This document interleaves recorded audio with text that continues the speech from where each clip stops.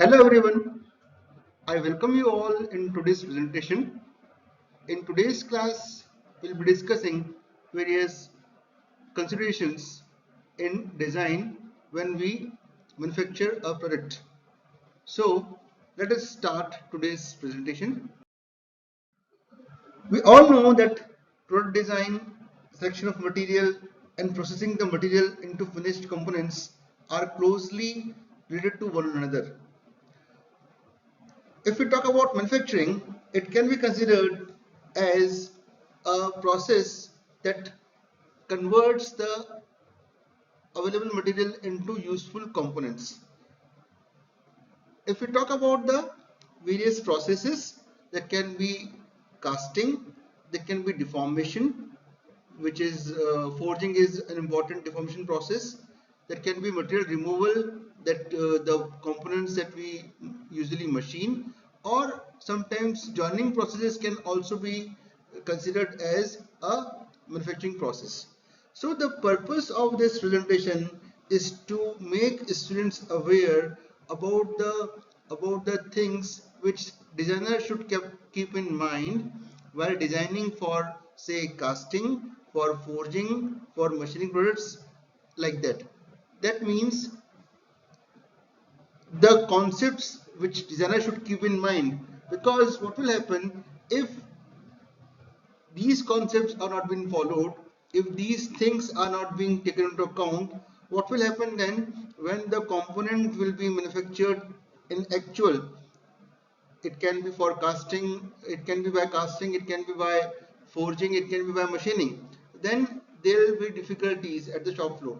So it is always better to take those things into account prior when we are designing the component. So in the coming slides, we will be discussing various considerations, various important things which a designer should keep in his mind. Before going further, let us quickly revise the common manufacturing methods for various common components. If we in the left hand side there are several components, and in the right hand side there are important manufacturing process. So we should know in advance that which component is made by which manufacturing process. We all know that connecting rod is being manufactured by the deformation process or forging process. Flywheel is made by casting. Gearbox is again made by casting. Keys is made by material removal. Bolts and nuts are again made by material removal process. Crankshafts are made by deformation or forging, and machine tool bed is made by casting. If we know that which component is being made by which process, will be able to visualize the concepts which we need to keep in mind. Let us quickly revise that what is the selection procedure, how we appropriate a suitable method, manufacturing method for a component. It depends on the material of component, it depends on cost of manufacturing, it depends on geometric shape of component, it depends on surface finish and tolerances required, and volume of production. You will feel that few components cannot be, each component cannot be manufactured by all the processes. There is a specific process for each component to be converted into finished goods. So these are the guidelines which decide which component, which method is to be used for a particular component. Now, let us quickly review the benefits of casting, deformation, and machining process, and then we'll move on to the design considerations. We all know that there can be different types of casting. There can be sand casting, shell mount casting, permanent mold casting, die casting, centrifugal casting, and investment casting. Will not go into the detail. The purpose of this lecture is to make you aware about the design considerations of the various manufacturing methods. The sand casting is the majority of casting is sand casting.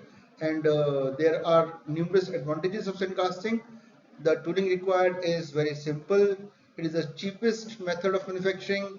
Almost almost any material can be casted, and the most important is there is no limit on the size of component. We know that huge machine beds are can be made only by casting. There are drawbacks also. The drawbacks is it is not possible to achieve close tolerances. The surface finish which we achieve from the casting process is it's not of very good quality. Then casted components require additional machining and finishing process that increases the cost. You cannot use the casted component as such. You need to apply the secondary machining operations. Then casted components have rough surface finish, we have already discussed. Then components with long and thin sections or projections cannot be casted because there will be always be some flaws in the casting if we attempt to cast a thin section or projection. Let us see the types of forging processes. The 80% share is of drop forging, then comes hand forging, press forging, upset forging. Advantages are forged components are having highest strength and toughness among all the processes. Second, optimum utilization of material is possible in forging. Third, can be provided with thin sections without compromising on strength. This was one thing which casted components cannot have. So in forging, we can manufacture thin sections, and strength will be better than the casted component. Close tolerances can be met that reduces the material removal process during the finishing operations. Then relatively rapid production rate and good reproducibility can be achieved with the forging. The drawbacks are it is relatively costly manufacturing process as equipment and tooling are costly. It is economical only when parts are manufactured on a large scale because the setup is itself is costly. If we are not taking full advantage of it, if our volume rates are not high, then the economics will not be met, and the price of component will be too high. Then comes the material removal or cutting process. It is most versatile and common manufacturing method. Almost, almost every component is subjected to some kind of machining operation in its final finishing stage. There can be metal cutting, there can be grinding, there can be unconventional machining process like electrochemical machining, electric discharge machining, like that. So we can say that machining method is most versatile, and every component requires some sort of machining. The advantages are almost any metal can be machined. It is possible to achieve close tolerances, and machine component have good surface finish. Among all the three manufacturing method, that is by casting, by deformation, and by machining, the superior surface finish can be achieved with the machining process. The drawbacks are these processes are costly because they require costly machines. The rate of production is low as compared to casting or forging. It is not possible to machine thin sections or projections like we have seen for the casted components, and there is significant wastage of material during material removal process. This is one of the biggest drawback of the machining process.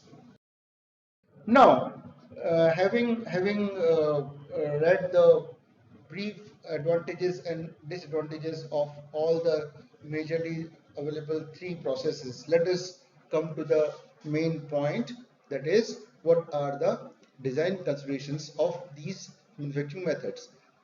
First of all, let us discuss design considerations of casting. Poor shaping of casted components can adversely affect their strength. So, designers should consult the foundryman and pattern maker. General principles for design of casting are as follows. Why this is important? Because if designer is not consulting with the foundryman or the man who is there at the shop floor, doing the casting, then he might miss very important points. Or we may say that the components which are being manufactured during casting, there will be problems arising. So what are the things that designer should keep in mind while designing for casting? Foremost is always keep stresses areas of part in compression. What does we mean by this? There are two similar components. Here it is in tension, here it is in compression. So as far as possible, designer should design the part in compression and avoid the part in tension, because it will lead to a proper design. Possible to avoid tensile stresses, designer should provide some provisions for tie rod. Like in this case, the load is coming like this, which is producing the tensile forces. So designer should keep provision of this tie rod, or may think of providing this bearing cap. So the rule is I always try for designing components under compression. If it is not possible, we may go for tie rod or we may go for bearing cap. This way it is possible to design the component with ease and also maintain the close tolerances. Second rule is round all external corners. Whatever corners are available in casting, we should try to make them round in the design process itself, because it has two advantages. It increases the endurance limit. Endurance limit is the limit which provides the fatigue strength. Fatigue strength when the component is being subjected to fluctuating loading. So if round corners are being provided, there won't be any stress concentration and the component is likely not to fail under fatigue. Second, it also reduces formation of brittle chilled edges. Like we frequently encounter this when we cast components. So this is the illustration. This is not a good design. This is considered to be a good design because edges are being sharp. In casting, these sharp edges are hard to maintain. So it is always better to go for round corners. Then there is this T with this sharp edges, but here they are being made round. Third is, whenever possible, the section thickness throughout should be held as uniform as compatible with overall design considerations. What does we mean by that? This is a poor design because there is abrupt change of section and the change of section is significant. This is considered to be a good design because here sharp corners is being avoided. Moreover, the fillets are being provided. This is better than this because here the cross section changes gradual, and this is the best design because it is not compromising on strength as well as the section is more or less uniform. So it is the responsibility of designer to keep the section thickness throughout uniform as possible. Then the next consideration is we should avoid the concentration of metal at the junction, as the same is likely to result in shrinkage cavity or blowhole. What does we mean by that? We should not uh, we should try to avoid the accumulation of metal across junctions, because during casting the most probable type of flaw is shrinkage cavity. So if we are providing a bulk of material at the junction, so there is chances of shrinkage cavity. To avoid that, we should not concentrate the metal at the junction. Remedies for this, we can use either cord holes or we can use either rib sort of thing, because this is preventing accumulation of metal across the junction, and as such the failures likely to be encountered during casting can be avoided. Alternatively, we can also go for staggering. What we have done over here, we have tried to avoid the accumulation of metal by providing staggered ribs. This is also one way by which we can avoid. Then the next consideration is we should avoid very thin sections. In case from design point of view the calculated thickness is small, same should be increased so as to same can be properly casted. What do we mean by that? Whatever dimensions we are obtaining from design, if it is not possible to provide the same during casting, so we may increase the dimension. So in general, minimum thickness for grey cast components is about 7 mm for parts up to 500 mm long. We should not attempt to reduce this by 7 mm because then it will not be possible to cast it. Then the next important consideration is short blast the parts wherever possible. Short blasting is a very common process in which steel balls are being shot on the components that has been casted. It has two advantages. It induces the compressive strength, which further increases its endurance limit, and further it also reduces the chances of the probability of secondary machining.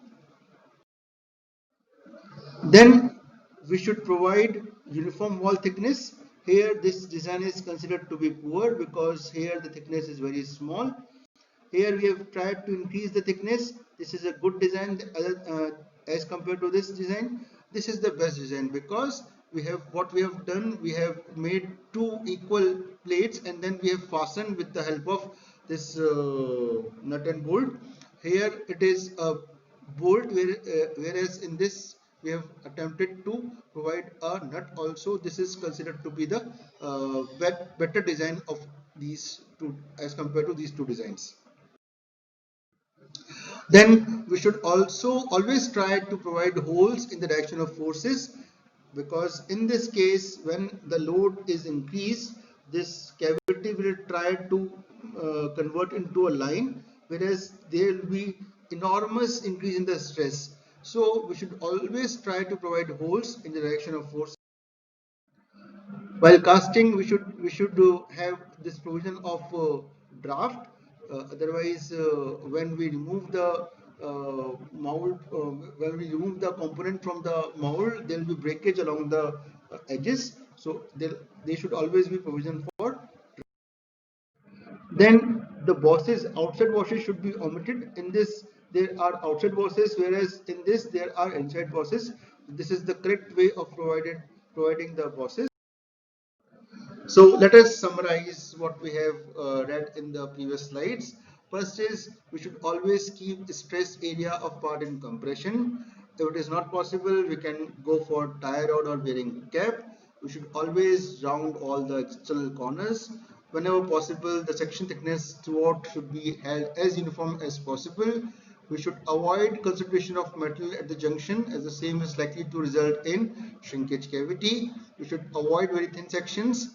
In case from design point of view the calculated thickness is small, same should be increased so as the same can be properly casted.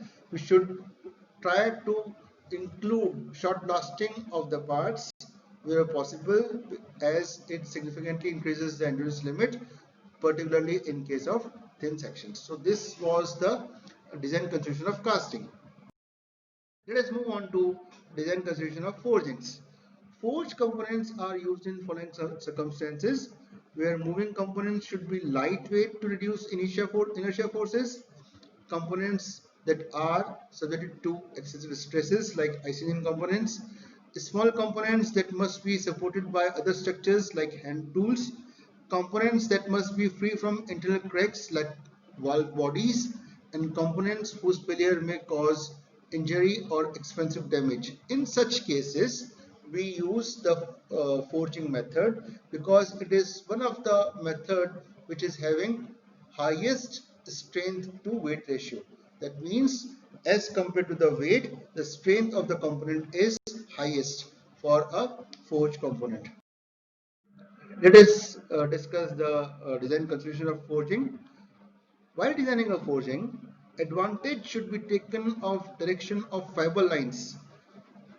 While designing a forging, the profile is selected in such a way that fiber lines are parallel to tensile forces and perpendicular to shear forces. What do we mean by that? Let us see. These are the fiber lines for metal distribution of a cast component. This is for a machine component. This is for a forged component. Now you can see why they are having highest strength, because they are having their fiber lines along the direction of forces. So we should always design a forging in such a way that fiber lines align with the line of action of force.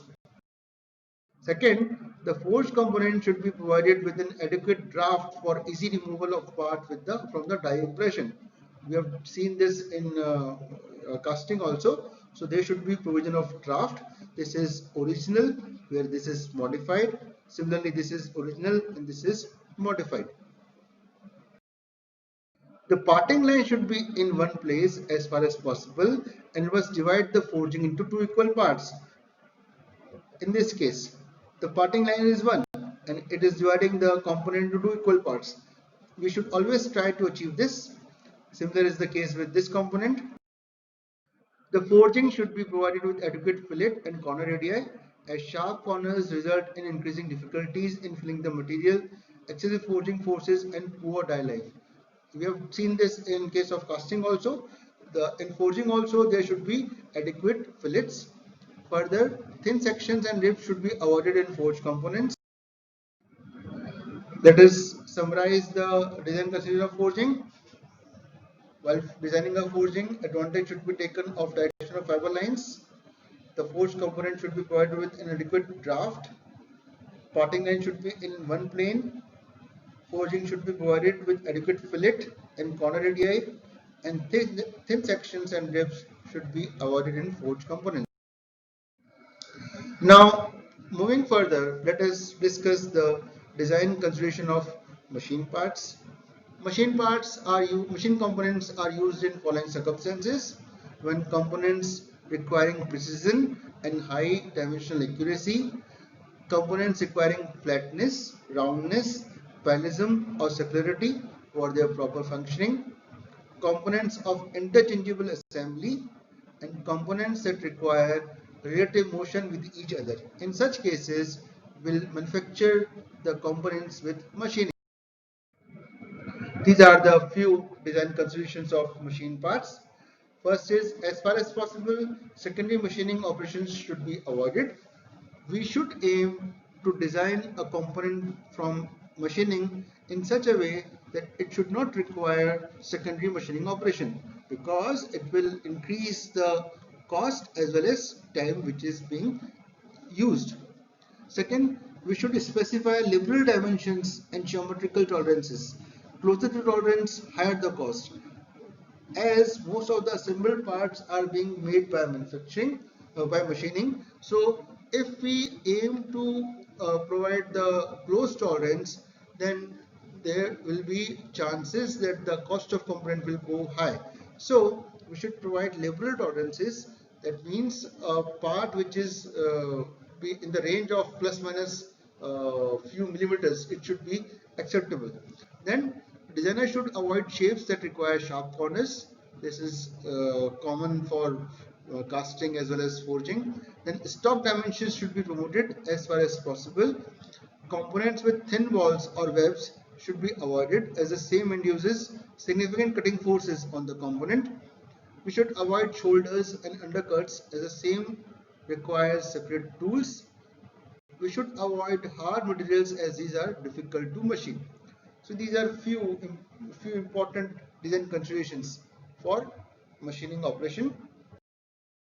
Now let us discuss one more important thing, that is design for manufacturing and assembly, because we all know that a machine is being composed of various machine components, and machine components again having different parts.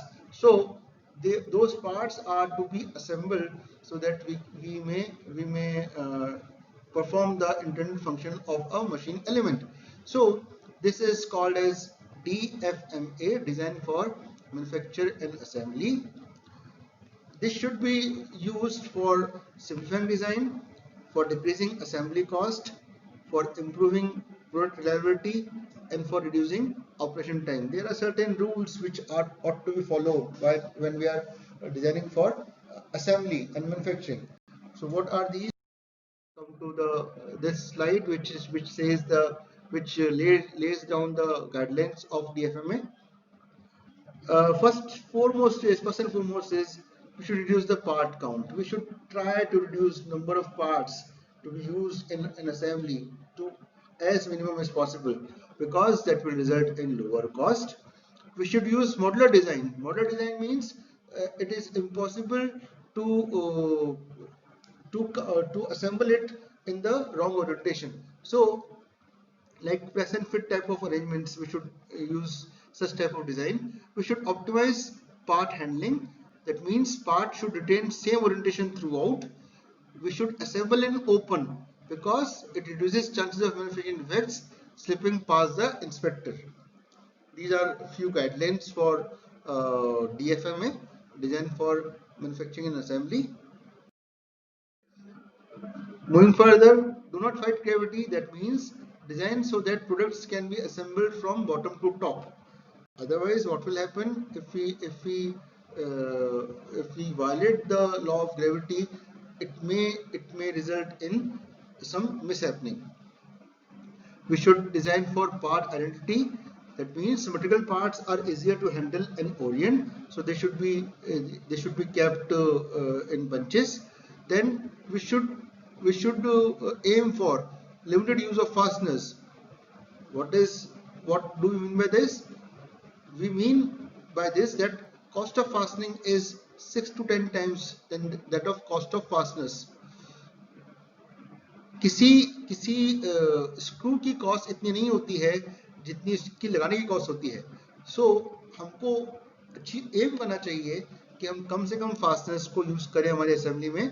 Then design parts for simple assembly. That means misalignment of parts from different vendors create problem. So we should aim for assembly as simple as possible. We should reduce, simplify and optimize the manufacturing processes. So in this small presentation we have seen the various design considerations for casting, for deformation process, for machining process and for assembly. So these are the important considerations which a designer should keep in mind while designing a component. Otherwise what will happen, the people at shop floor might find it difficult to make that component. So I think with the use of diagrams I'll be able to explain the guidelines, the considerations, and I would like to go through this and make your concepts as clear as possible. So I'll see you again with a different topic in our next class. Till then, thank you and goodbye.